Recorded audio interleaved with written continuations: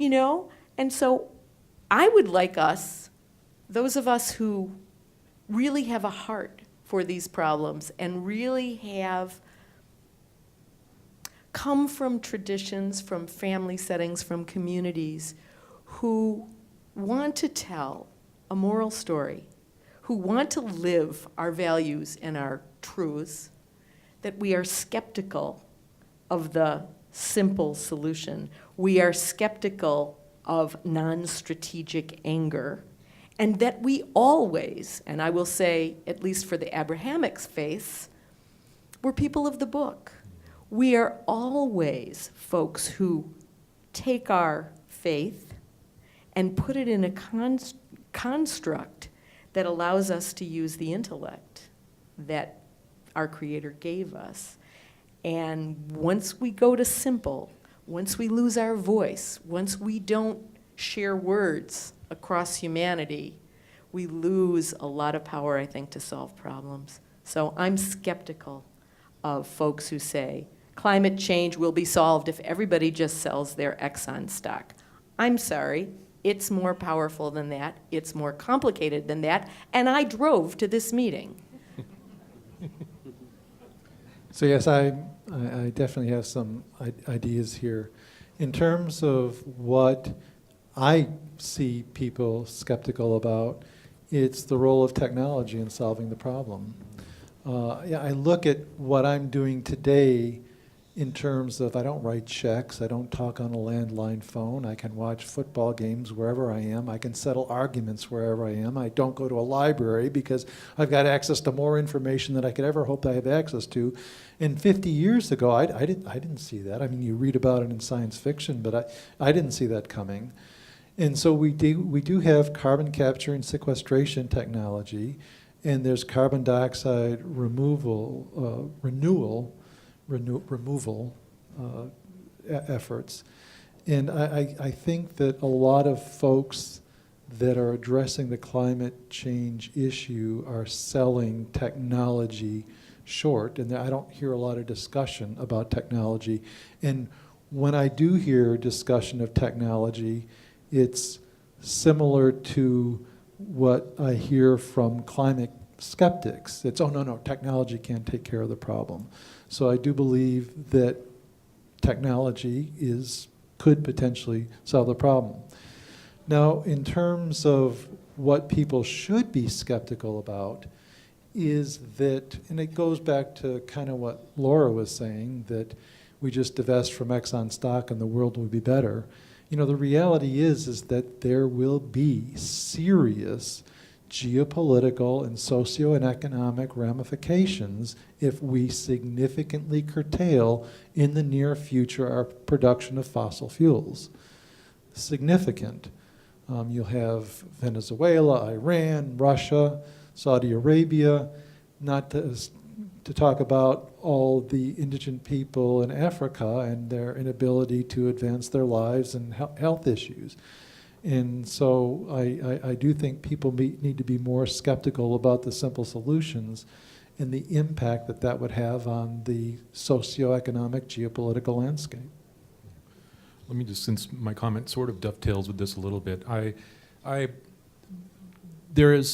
one way to address this is, particularly with respect to technology, is that there is certainly a kind of discussion between the technology optimists and the pessimists. Is technology going to destroy us or to save us?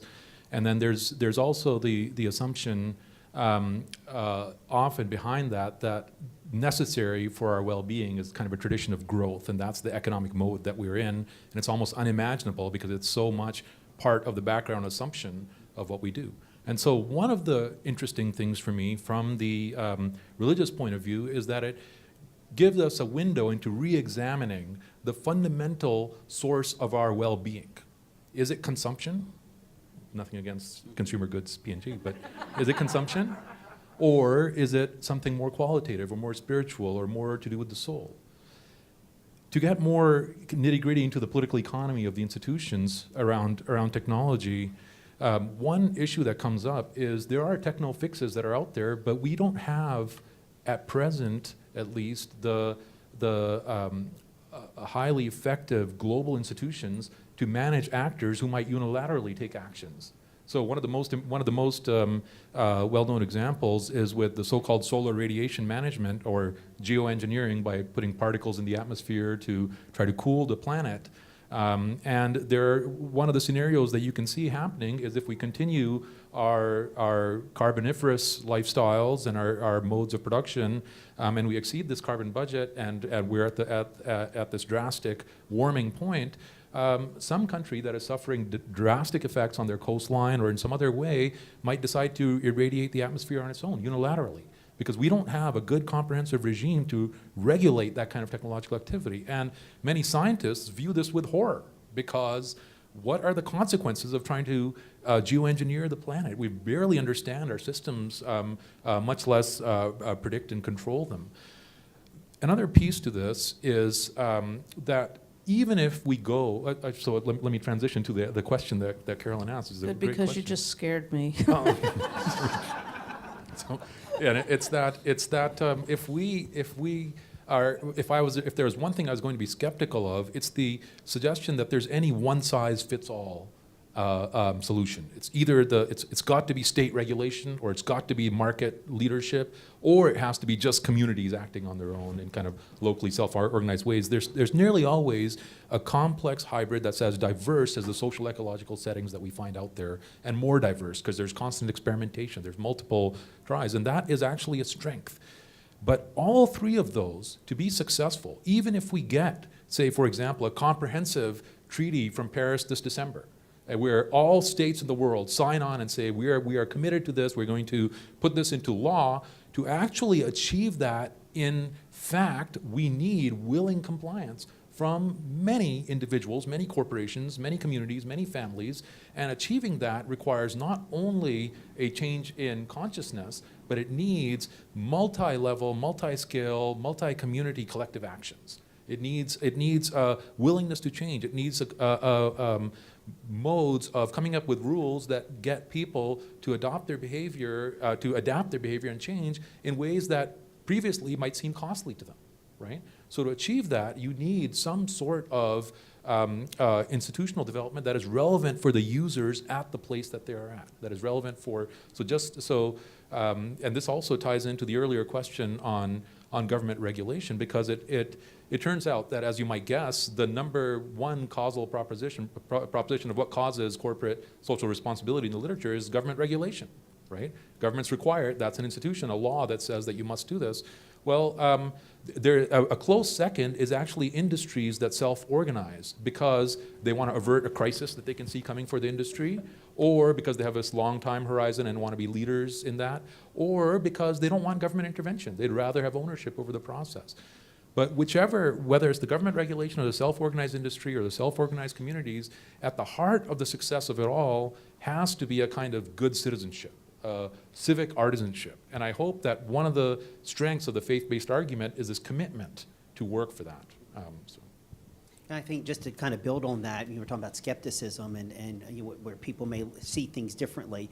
I think sometimes people believe that there's a very negative and contentious relationship between industry and maybe environmental NGOs. That's a very negative, contentious relationship. And it's not the case. It doesn't mean we don't have spirited discussions back and forth, but I think at the end of the day, what you find is we all agree on the end goal. Everybody agrees on the end goal. If I go back to my palm oil issue, everybody agrees that deforestation is wrong. Where we may disagree is how to resolve the issue and the time frame to resolve it. So if you think of the palm oil issue, we could very easily, and some advocate, that you solve it by cutting off the small farmers and just work with the large plantations. That is a path forward that some advocate for. You could take a different approach, as we have, that you need to protect the small farmer and make it okay for everybody. It will take you longer to solve the issue if you do it that way. So I think it's not a contentious issue, as one may think, where we're disagreeing on the fundamentals. Everybody agrees on the goal. Sometimes you just disagree how to get there. And then we were talking about some grand programs. I mean, there is so much low-hanging fruit. I'd say it's fruit that's on the ground. It's not even low-hanging fruit. There are so many things that can easily be done today to help with climate change that we're not doing. I mean, I look at just recycling. You know, we work hard to make 80 to 90% of P&G's packaging is readily recyclable. And it's effort to make it happen, be that way. Yet our recycling rates are 35 or 40%. I mean, taking that material and putting it into a landfill is a huge negative from a climate change standpoint, because now we got to create new bottles and create, you know, more commerce that way. So those very simple things that everybody can do, and we talked about cold water washing, can have big benefits, and we're not doing them. But then we try to go with grand things, which are much more harder to accomplish, instead of looking at the simple stuff. Well, that is a perfect segue to my last question for each of you. The audience tonight includes a wide variety of people. There are people here who are leaders in the faith community, faith-based investors, students, faculty, asset managers, environmental NGOs. So what's your takeaway for the different kinds of people who are here? What can each of these folks do when they leave here to not solve it, but to begin to make a piece of progress? Well, I mean, I wash your clothes in cold water, right? Recycle. And I would say do your homework. I mean, understand the programs of the brands that you buy. You know, understand and make sure that the companies whose products you are buying are being responsible. And, you know, then buy those products that are. And then buy stock in socially responsible companies. And I can give you a suggestion later if you wish. So, you know. My takeaway is, you mentioned homework. I think people should visit acommonword.org. It's a document that, whether you're Muslim, Christian, religious or non-religious, or a member of any other faith community, or not identifying with any particular community, it is too important to be ignored. And simply adopting that as a preamble or as a reference when you reach out to different communities can help make that norm be more real and achieve that kind of log rolling that is so essential for moving a norm from simply an ethical suggestion to something that is actually an institutional practice. Yeah, I would say for everyone here, and it goes back to what Len was saying, you know, every one of us can do our own part, and the collective actions of all of us will be meaningful. So in Chicago, many of the communities have opened up the electricity distribution to alternative providers. In our community, we have several alternative providers, and they will guarantee that your electricity can be sourced from renewable sources. For those of you that own your homes, if that capability is available to you, or those of you that are students, go back and ask your parents to sign up if you had that capability to purchase from renewable sources your electricity. Take public transportation whenever you can. I took the tank from the airport to get downtown. I mean, it's maybe minor in the grand scheme of things, but again, if all of us do minor things, it adds up to big things. And then I would direct to those of you that invest money on behalf of clients in the room, keep an open mind in terms of what the conversations that you have with the companies in which you invest, that paying attention to environmental social governance issues makes a difference and can enhance shareholder value for your stakeholders. And try to learn more about what changes the companies can make that can make a difference. I guess for the communities gathered here, I would give a very general answer, which is ask questions from wherever it is you are. So a classic example that I have with friends to which I'm trying to explain what it is I do for a living. They will say, oh, well, that really doesn't apply to me because all my money's in mutual funds, or I have this pension plan at work and I really don't have any choices over what I can invest in. Well, just start there. Ask questions. Ask your mutual fund company, dear mutual fund company, how did you vote your proxies this year? Ask questions. Who sits on corporate boards? Why is it that boards for 400-year-old institutions seem to have such a hard time finding diverse voices, women, people of color, sustainability experts? You know, the corporate social responsibility, this is not true at Procter & Gamble. Corporate social responsibility report says we care about the environment. The board says we have no one with any expertise in this on our board. So how could we be thinking strategically? So if you're a shareholder, look at those statements, those proxy statements you get come annual voting time, and see who sits on the board, what's going on there, what's happening. Mutual fund holders, ask about proxy voting, ask about dialogues. Think about how you might challenge institutions that are part of your lives. If you belong to a faith community, oftentimes faith communities are making investment decisions on how their clergy their pension funds are being run, whether they have a foundation, what kinds. Sometimes the answers actually matter less than the fact that someone is asking the question. I sit on the investment committee for 3 endowed institutions, all fairly progressive, deeply committed to environmental and social change. And when we ask our investment managers and investment consultants, well, so why aren't you doing more of this? Why aren't there more choices? Why aren't there more innovative investments around decarbonization? I will tell you 9 times out of 10, the answer I get from these highly paid, very sophisticated experts is, oh gee, nobody asks.